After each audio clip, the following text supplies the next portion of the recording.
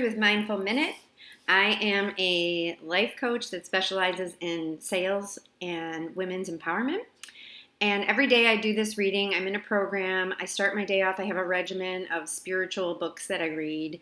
And I've done it since June of last year. And it's really helped me a whole lot. And I'm hoping it's helping the people that are subscribed. And I do right now, this year, I'm doing one book, and it's the Book of Awakening by Mark Nepo. And I read every day, and I read it on the spot. I don't read it before I go on, so sometimes I stumble, and then I just talk about what it makes me feel, and I don't know what's going to come out. So I hope you keep coming back. I hope you subscribe. And here goes, February 13th reading.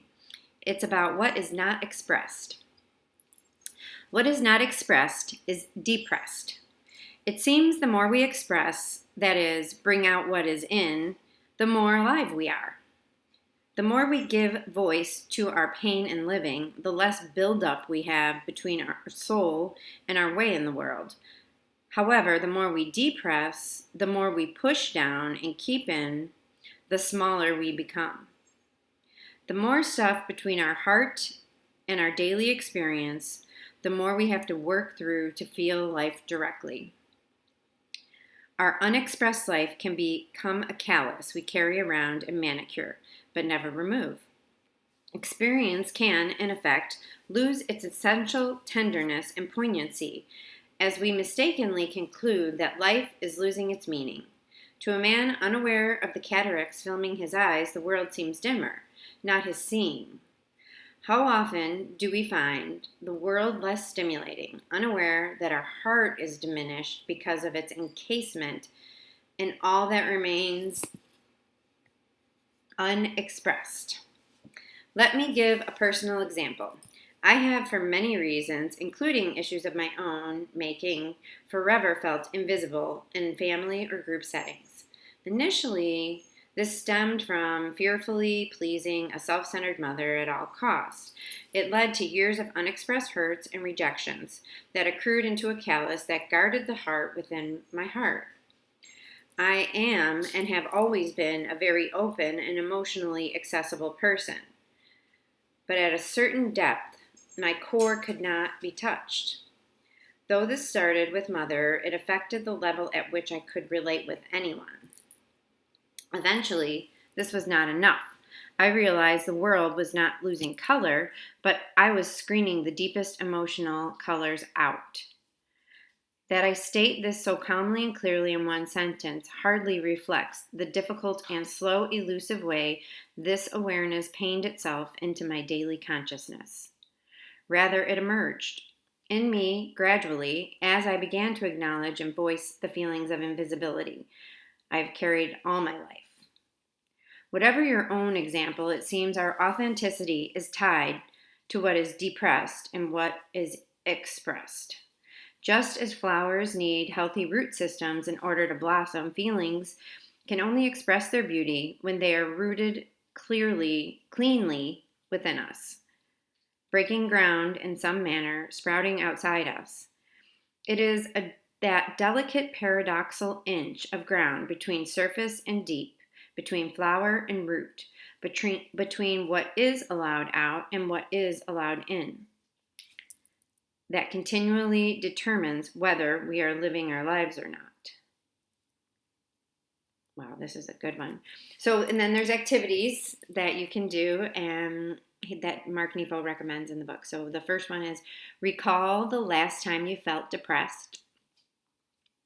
Sit quietly and look inside and see if there is anything lodged or pressing there against your mind and heart.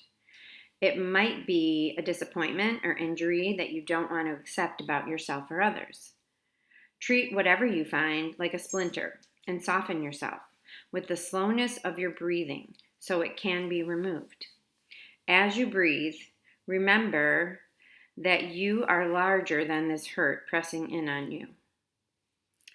And that was I highlighted so many things as I was reading it, and I just can completely relate.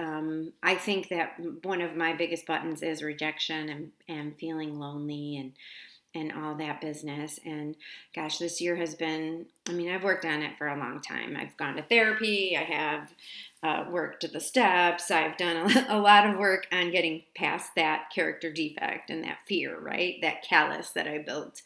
But I feel like this year I finally popped out of the ground, right?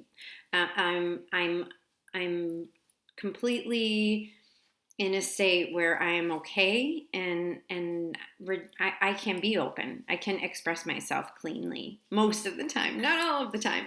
And we go backwards, and we get better, and we get worse. And for me, that's the process, and that is the work of my life, is to continue to grow and then help other people grow through what I've learned, and learn from them.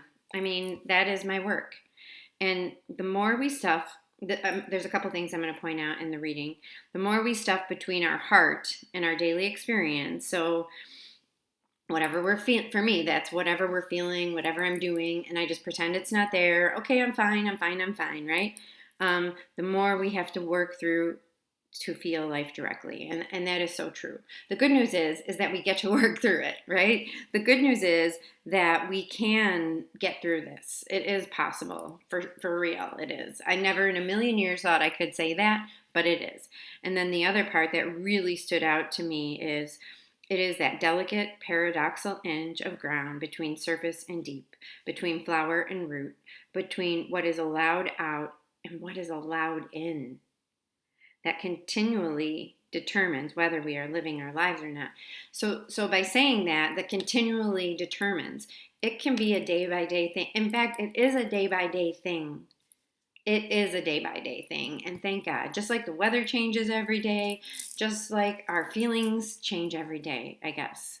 And for me, I appreciate and I am grateful for the parts that I can let out freely and the parts that I can keep in freely and not feel bad about it and not think I'm a liar. And I just his writing is so beautiful. I hope you enjoyed it as much as I did. This one was a real good one. I'll have in the notes the activities in the show notes or whatever's underneath here. If you want to subscribe, like, share, all the love, share all the things, give it to somebody you think that might need this. I do it every day. I hope you have a beautiful day. Be well. I'm Vicki Rude, and thanks for being here.